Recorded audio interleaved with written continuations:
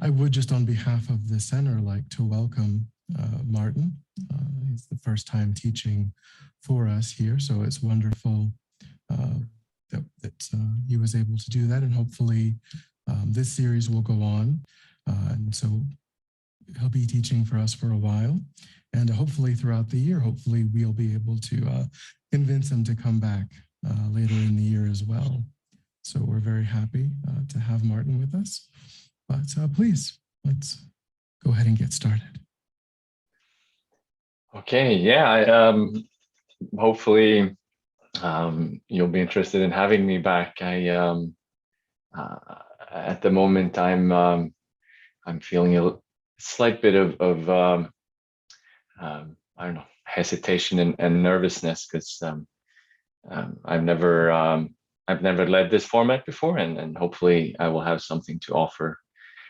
But I thought maybe I just would start by mentioning that the reason why I'm sitting here leading this class, I think, well, one of the reasons is that I was leading a study group in Stockholm, an FBMT study group back in, well, we started in 2010 or something like that. So this is maybe 10 years ago. And through a connection, I don't remember exactly how it happened, but through some kind of connection, Geshe Sherab started coming to the center in Stockholm, which was, of course, amazing. Us being, off on the other side of the planet and being this very tiny group of people meeting once per week. But then when Geshe started coming and there were teachings, there more people were attracted, and something wonderful really grew out of that. And also a few years after that, Venerable Rubina also started coming and teaching this little tiny study group in Stockholm. And also because of Venerable Rubina, well, kicking my behind maybe would be a good word. This study group then turned into a center, and a lot of the reason that could happen was because of the teachings, the blessings, and the love that we received from Geshe Sherab and Venerable Rubina. So there seems to be some connection there, and then Venerable Rubina suggested that I should lead this course. So that's where I'm coming from. I also realized that, so now there is let's see, there's 7 people on the call. I would love to just have some kind of introduction from everyone, so that I have some kind of sense of who I'm talking to. I find it's always strange sitting, talking into a computer with people on the other side of the planet.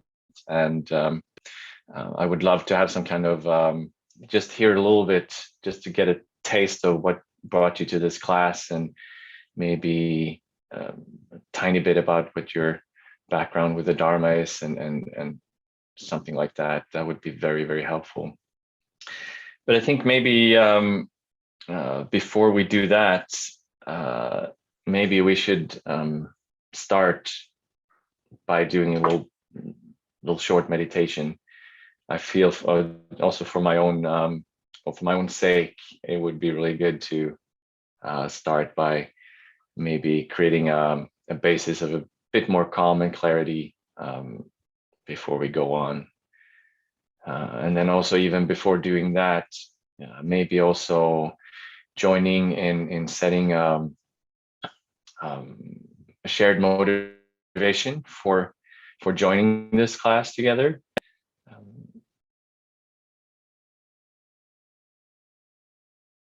And it can be up to you, but at least having the motivation to look within and examine our minds, and exploring how we can do that together in the pursuit of understanding ourselves better, and being able to treat ourselves with more care and kindness and love, in order to wake up and to understand ourselves better, behave better in the world, and then also through that understanding of ourselves, be able to benefit something to the people that we meet, the people that we interact with, and ultimately perhaps bring them greater joy and less suffering in their lives. So have that be the motivation to join this class, to understand ourselves better, to open our hearts, open our minds to ourselves and to others. And then let's just do a few minutes of meditation. And see if we can start by settling our body, speech, and mind. So first, settling the body, perhaps by means of the respiration. So becoming aware of this entire somatic field of sensations that are related to the breathing.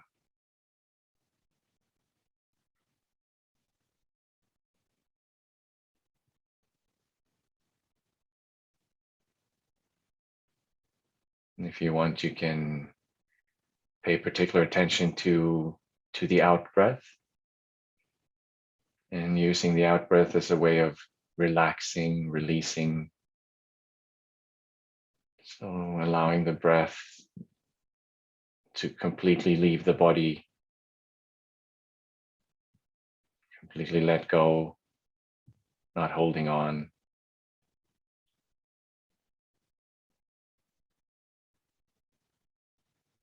And then when the breath turns around, just accepting the in-breath without effort,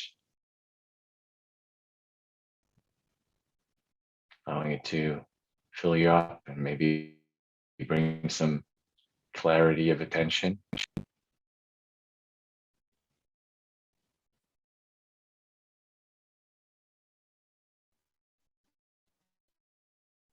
And then again, emphasizing this relaxation, relief.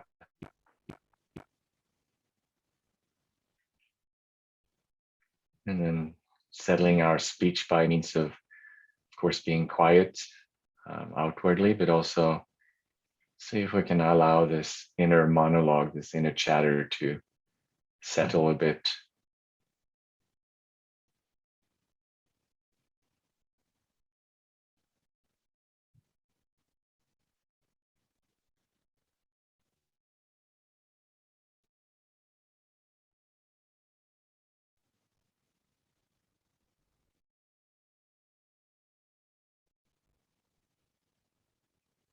And then finally, see if we can allow our minds to settle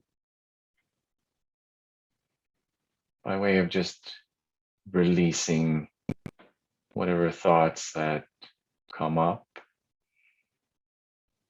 See if you can maybe again use the out breath and just release those thoughts into space. It can be images and impulses, memories, worries.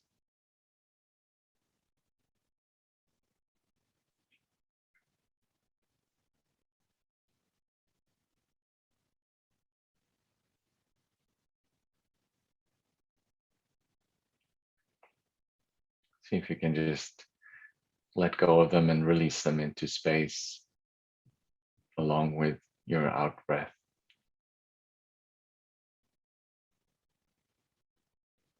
Relaxing, letting go, settling.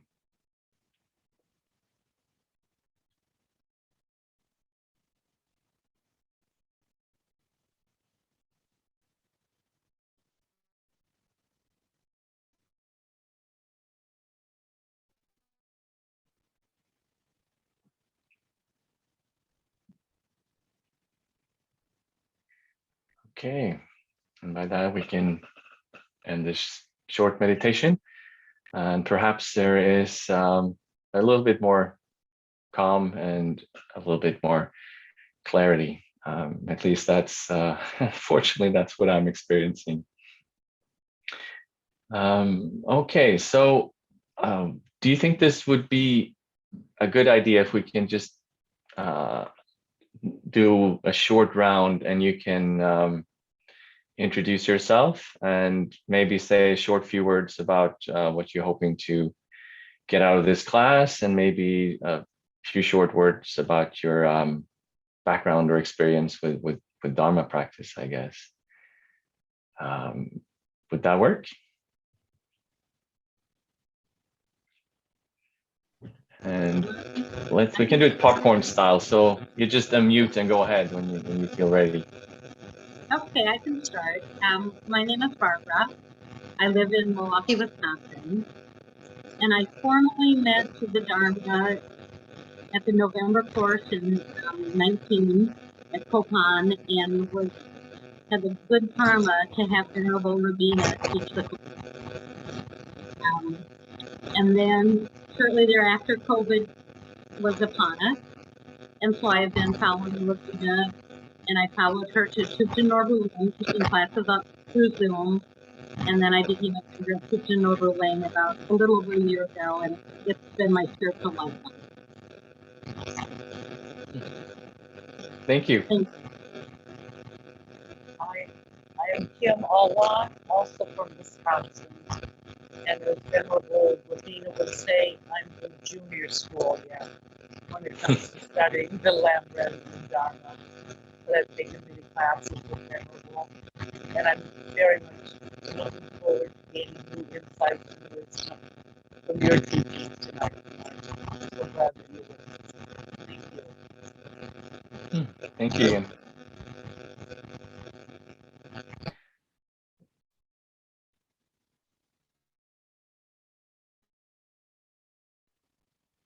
Who else? I'll go. Hi, I'm Victor. I'm from Santa Fe, New Mexico. How's the sound? I think it's okay. I joined TNL formally a year ago, but Perfect. I was introduced to TNL 2 years ago. So I'm a fairly new Dharma practice. So I just want to continue doing this. Okay, that's it. Thank you. Wonderful.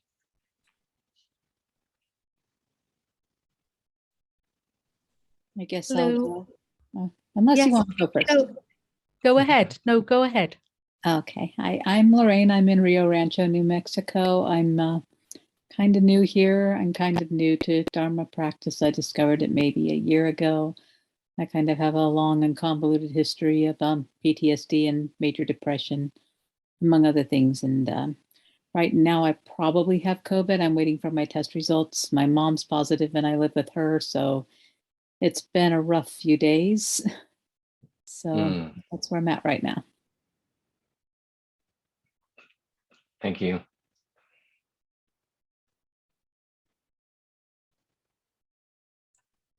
Hi, my name is Maricela.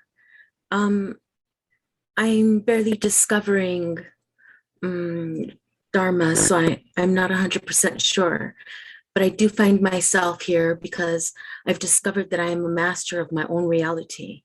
And once you discover that you are the master of your own reality, how do you now exist, knowing that you are way more than your flesh?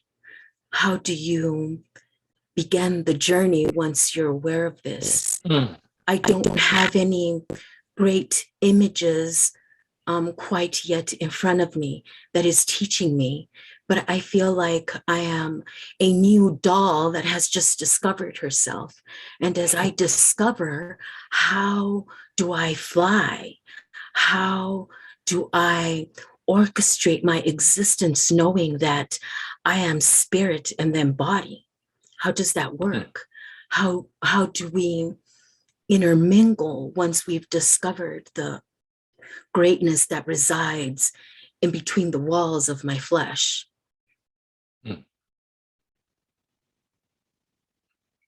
Wonderful. Yeah, and it's quite a responsibility once we realize that we're in charge of it all, I guess. So how do we take on that responsibility? Thank you.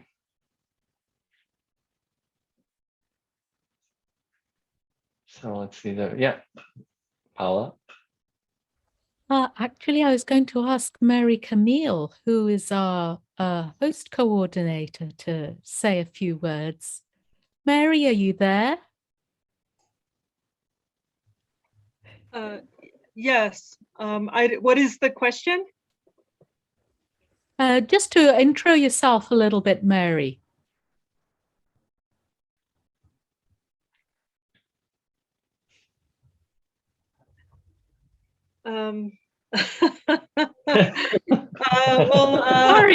Sorry to catch you like that. I apologize.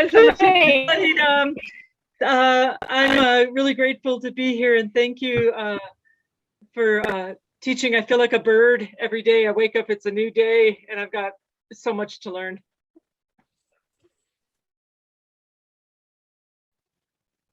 Thank you, Mary. But just for myself, I've been with TNLSF for about a year. I do a lot of stuff behind the scenes. I sent out the newsletter, stuff like that, you know.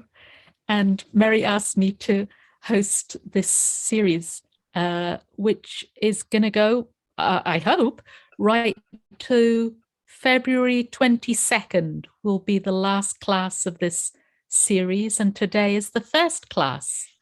And if you don't mind me saying this, Martin, one reason I was kind of, because this session begins right at the same time as the previous one ends. So now's not the time to discuss, but that is, maybe we're going to have to change the link for this session. So people don't save the link, only to change the Zoom link. We're always good as long as we use the calendar. That's it. That's all I've got, Martin. Excuse. Okay, well, yeah, thank you everyone for just introducing yourself and giving me a little bit sense of where you're coming from. I was something that Maricela said was caught a note with me. I just remember when I first got in touch with, or was introduced to the Dharma, I was on a beach with my wife in Thailand, and she bought the book Art of Happiness with His Holiness. It's a wonderful book if you haven't seen it. And this for me, it was like this explosion going off, like really coming home to something, and it was an extremely strong experience. This was like there were these things in my life, you know, religion and philosophy, and you know, I have a background in science and all, and it was like all of these things suddenly just came together into one. And if I was to, you know, describe what the fundamental insight in that was, it was the fact that my mind was playing a role in my experience of reality. And it seems, you know, when you say it just hit me at that point that suddenly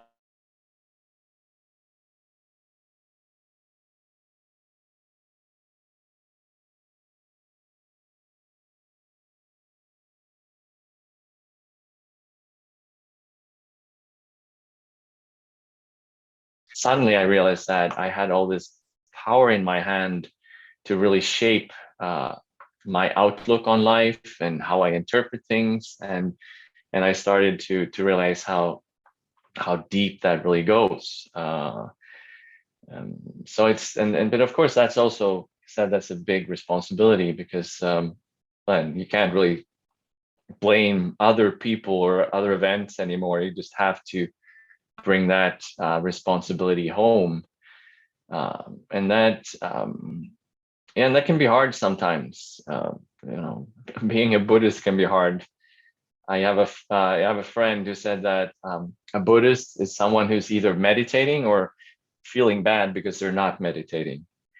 So I don't know about you, but it's easy to feel bad about all the practice that we should be doing, and also we see all these amazing role models like His Holiness and Lama Zopa and so forth, and we are feeling that now we're Buddhist, so all this anger and fear and selfishness that we notice that is still there. It's like we feel that we shouldn't have it anymore. So it's so when we realize that there's so much work to be done, it's like we can almost freak out, and then we hear that anger is super destructive, so maybe we shouldn't be angry anymore, or and then we start to get angry with our own anger, and we get fearful with our own fear, and it's not very helpful. So I think there's so we have this amazing tool, all these tools of the Dharma to look within and really investigate and analyze our own thoughts and emotions and impulses and feelings. But at the same time, we also have to learn to relax in all of that, and not be too hard on ourselves. And one of my most important teachers, my refuge Lama Lundrup, he said that the most important thing in Dharma practice is to always keep a happy mind, and he always used to say more relaxed. So we shouldn't be hard on ourselves. We should just take it in tiny little baby steps, and always have our own backs in that process. So the question then is, what do we do then when we get overwhelmed by negative emotion, by worries or depression, fear? I mean, especially in these times where we're living through this global trauma that is affecting everyone on so many levels. So how do we even start to sort all of this out?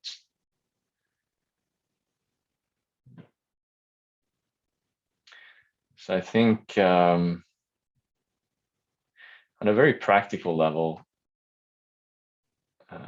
when we are overwhelmed by strong negative emotions, the first thing always is to just stop and observe.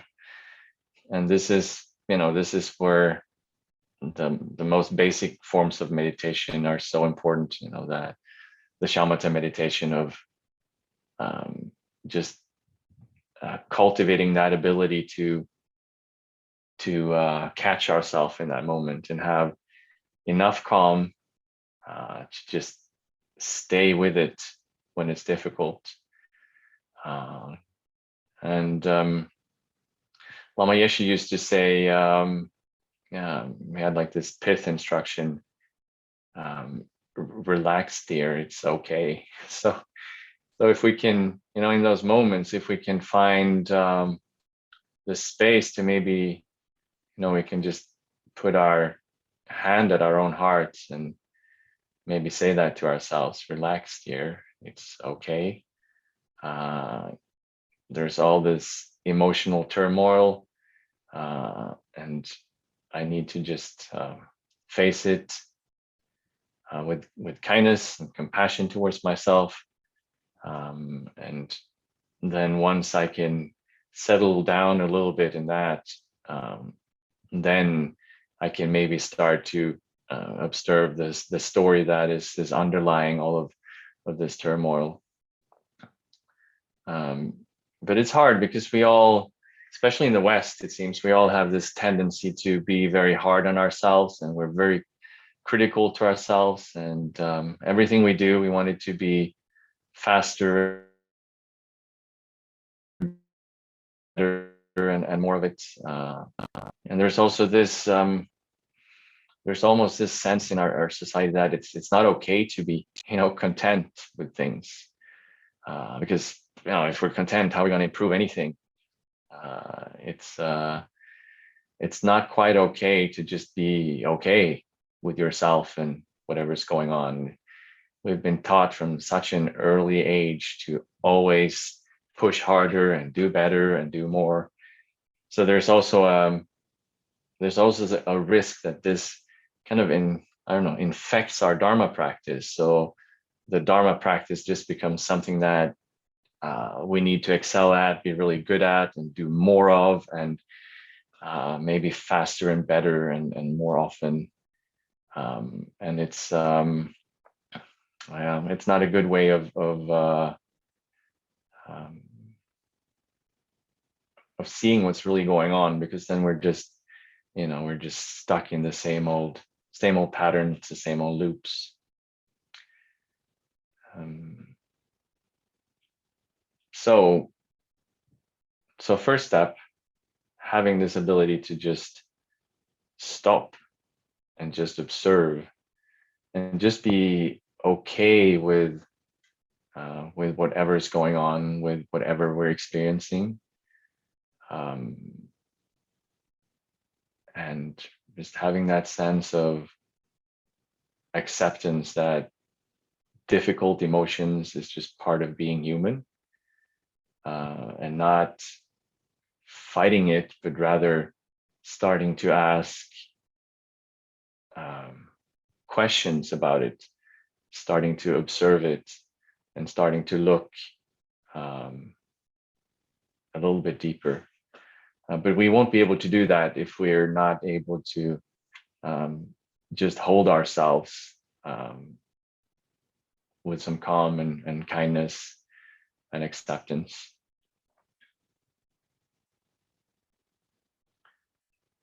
And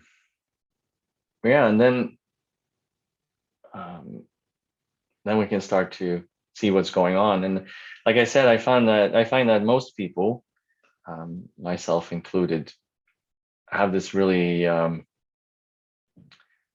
strong inner critic.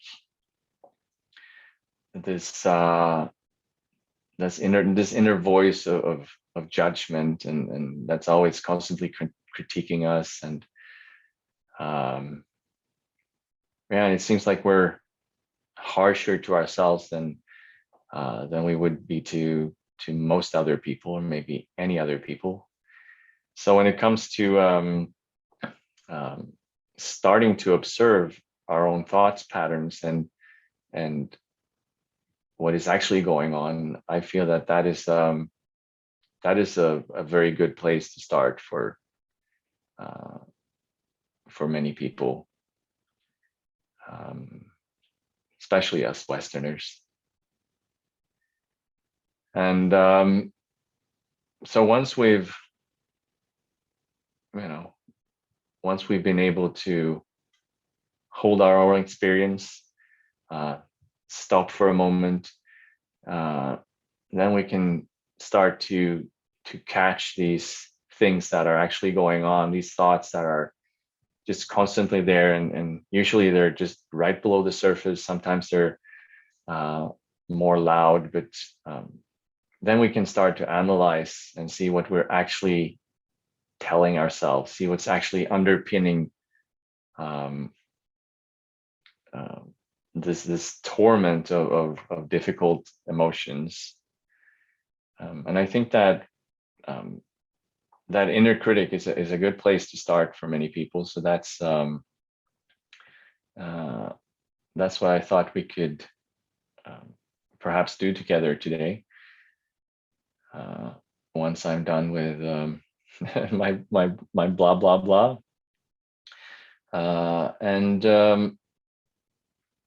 so one thing that I find very helpful is to be, you can be, rather organized about it. So if you start catching these thoughts, the things that you're telling yourself, You can start writing it down, so you get those stories on paper, and then we can start to analyze them and challenge them and see, are they true? Are they telling the whole story? Is there a different perspective? If we just, maybe the thought is, you're always such a failure. Okay, that doesn't make anyone happy, having that spinning in your head. But how true is that statement? If you look for these absolutes, like always, is it true that how can anything always be a failure? That would mean that you as a person have never succeeded at anything. So always probably isn't a true representation of reality here. And also, this that you that is always failing, how can it be that one single failure just completely paints this entire you black and makes it completely useless and worthless? Is that really realistic? Or even, if someone fails every now and then, does that make them a complete failure? Does that make them an unworthy person, etc., etc.? So there's millions of ways of analyzing a thought like that. And it's really good to really do it, to maybe go through ways that you can challenge a thought like this, because they keep oh, sorry, no, wait, since I'm running out of battery here, sorry, I'm gonna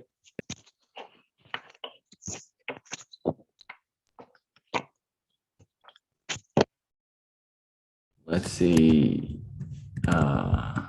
Can you still hear me now? Wave. Yeah, I ran out of battery on my my AirPods. Yeah, so and this is only also on a relative level, and then we can always go deeper and probe these kind of statements deeper and deeper and see what foundations they really have in reality. And the more we practice doing that, the more automated it becomes, so that a trigger, a thought like that can be, it's an automatic trigger for for looking for a different perspective, challenging what it's actually saying,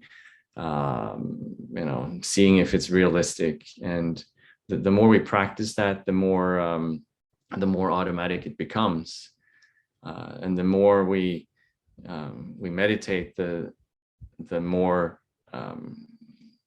the more finer levels of these thoughts will we become aware of, and then we can analyze deeper and deeper.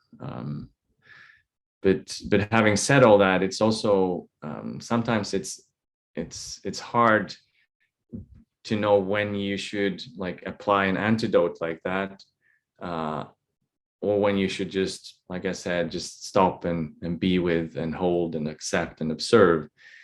Because also if we can sometimes get into this kind of fight with ourselves that's not helpful, and that's just adding on to the difficult emotions. So there's also skill to knowing when we just have to lovingly hold ourselves and lovingly hold these difficult emotions, and when it's actually very helpful to start looking at the details of what our thoughts are telling us, and maybe analyze deeper and yeah, sometimes argue the thoughts. Because we just take them at face value, we don't challenge them, and then we feel really super bad because we just believe in everything our mind is spewing up for us.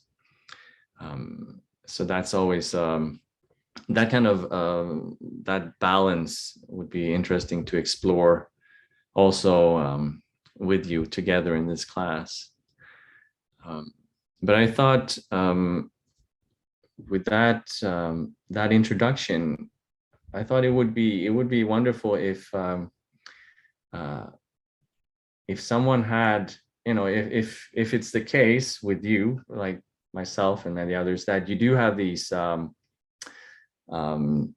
self-doubting thoughts, this inner critic, it would be really interesting in, if someone would be willing to share what kind of thoughts you might be, hearing in your head, and then perhaps we could look at that thought together and see what it's saying, if that's actually realistic, and how is it not realistic, how is it not helpful, how is it not true. So it would be wonderful if you'd be willing to share something like that, and maybe also how, if you've already done this kind of thing, how have you been able to analyze and look at those kind of thoughts, and what has been helpful for you. So I would really, it would be really wonderful to, if we can open up and see if some of you would have something to share along the lines of what the inner critic is saying, and then perhaps how can we look more realistic at those kind of thoughts.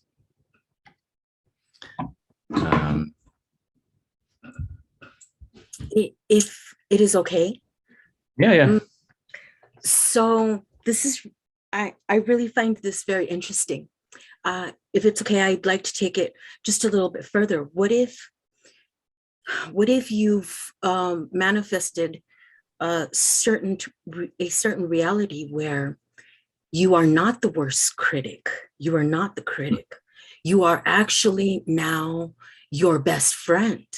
The critic is now working for you and no longer working against you, because my inner voices don't work against me, they work towards me. So when you have that, when you have the support system within yourself, when a situation comes up, you can automatically start hearing the lies that are causing the conflict. Meaning, like, if I'm at the grocery store and I get slightly agitated, I can hear myself saying, hey, it's okay to be upset, but is this the role you want to take? And I can definitely come up and say, no, I choose to approach this from love. So then why are you getting upset? Because the person in front of me told me to put the mask on. And if I'm studying the realm of wellness, then I don't have to wear the mask anymore. But I am aware that to provide empathy for the person in front of me, I understand that the person feels the need to have the mask and enforce me to wear the mask because they feel unsafe in this reality. And then I can say, God, I can say it in my mind, I'm so sorry. I give you the right to continue in your journey of illness, and I will continue in my journey of wellness. And then I can redirect myself or walk away from the circumstance because I no longer feel any desire to be interacting with that human anymore. Well, yeah, and also one thing that just popped into my head, I had for a long time, my practice, the practice I was doing was basically just trying to realize that, in any situation, I might be wrong. In fact, since I experienced myself as this separated, unitary individual, separated from everyone else, I know for a fact that I'm wrong about everything I perceive, and because that's not the nature of reality. So for a long time, I I basically had the mantra, I am wrong, I am wrong, I am wrong. Because, and that's, you know, also because I think one of my biggest challenges is that I tend to be more arrogant than anything else, and, you know, believe that I always know what's best and this and that. So for me, just really coming back to the fact that I not only might be wrong, I'm completely wrong fundamentally about how I experience reality.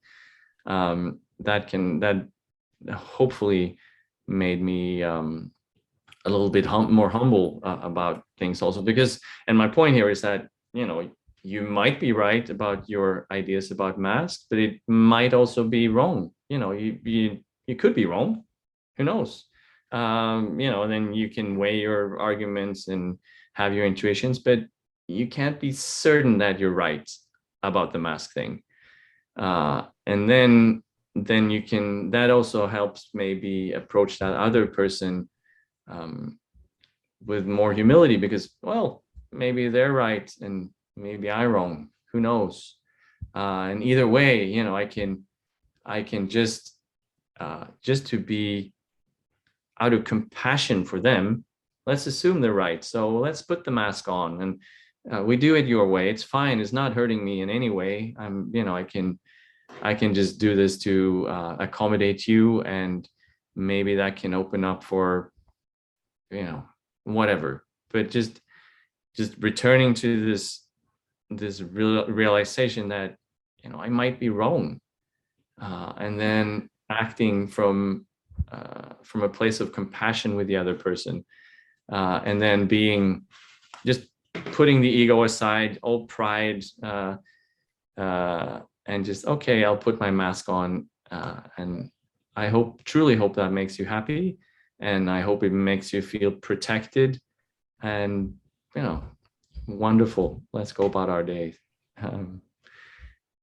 So yeah, so I think one part of all of this is also realizing that we're fundamentally wrong about how we experience reality, which means that we're probably wrong about, you know, a lot of things on the relative level of things, and that can bring some humility and open up for maybe a more compassionate response in a world that's so polarized with, you know, vax and anti-vax, and yeah, you got your wonderful who won the election thing, and so on and so forth. So just, yeah, accepting that I might very well be wrong, and then acting out of that place, I think, can be helpful. Sorry, Marissa, I don't know if that was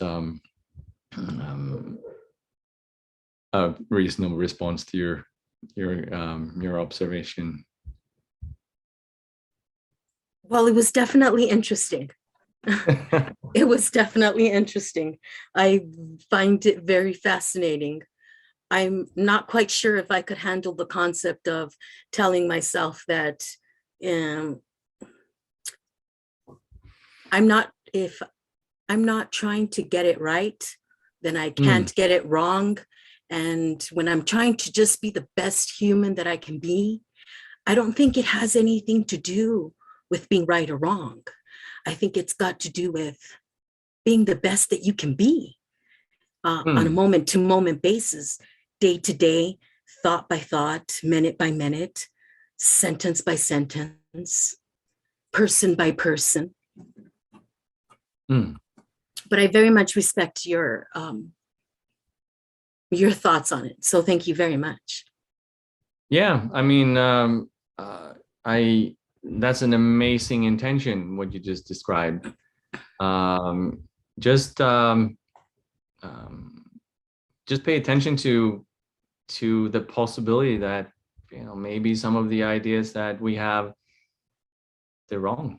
And you know, over a course of a lifetime, I find myself going back and revisiting things that I was so sure about, even though my intention was good. I did get a few things not quite right. So always be just open to that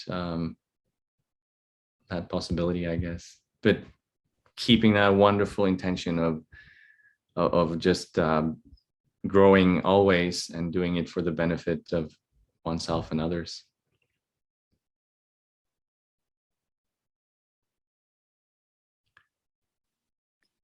So I just have a few comments. I made the mistake of studying anthropology, and to this day I really wish I'd studied plants instead of people, because the more I tried, I began studying behavioral science as a way to try to understand myself. And I'm just more confused now about everyone, including myself. And the current political situation isn't helping.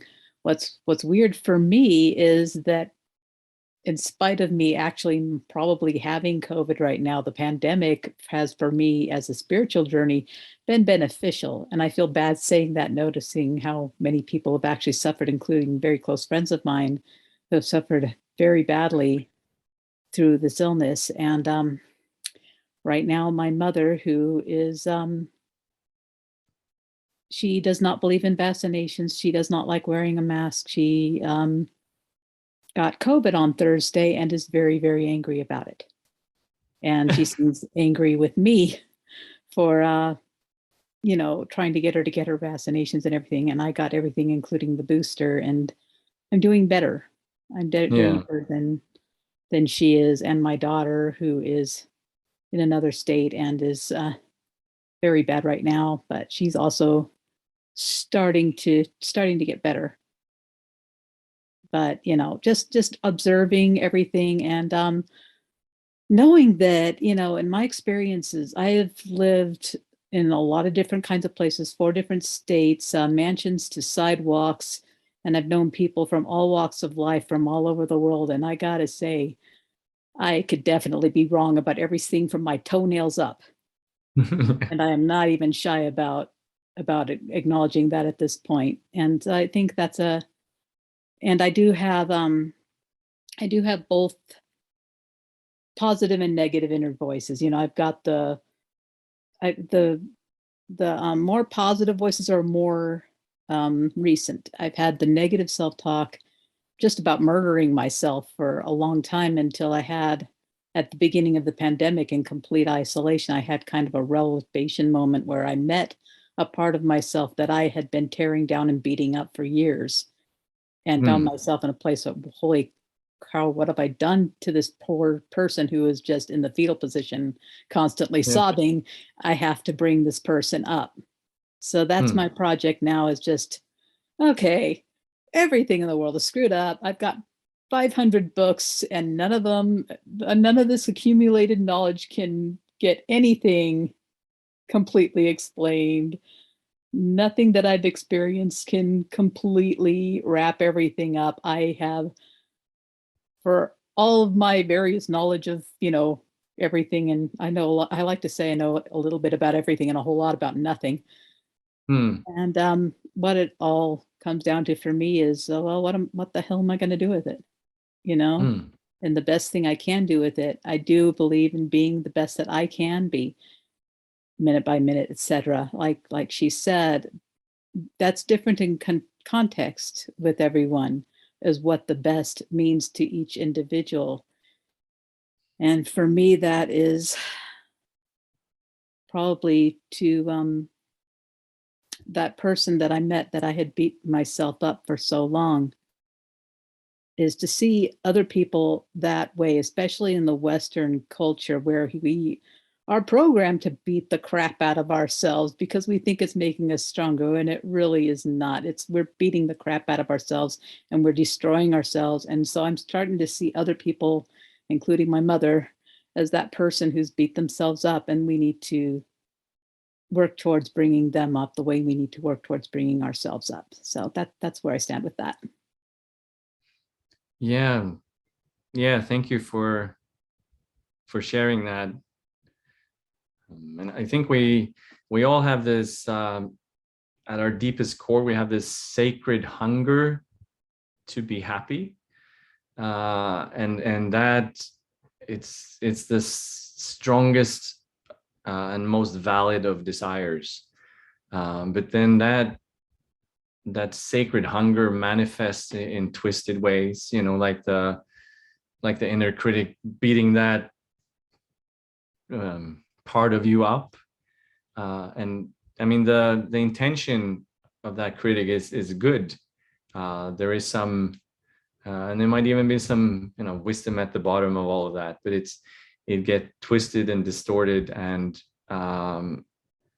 then it just causes misery, because, you know, all these, it's like we have this team of people within us that, you know, the inner critic wants to make sure that we don't make any mistakes, because how then can we be happy, you know? And if we don't pick ourselves up and do what's best, how can we be happy? We want to be happy here, you know? So there's a good intention there, but then it gets all, yeah. But I think it's super important to know that all these things are coming from the most amazing place, and our true and extremely valid wish to be happy. And then we just beat each other up, and we beat ourselves up in the pursuit of that. But I guess that's what we're trying to, I don't know, dismantle. Yeah, so it's wonderful to hear that that you saw that, and that there's also now a more supportive voice in there, because that's what I think I heard you say. So that's wonderful.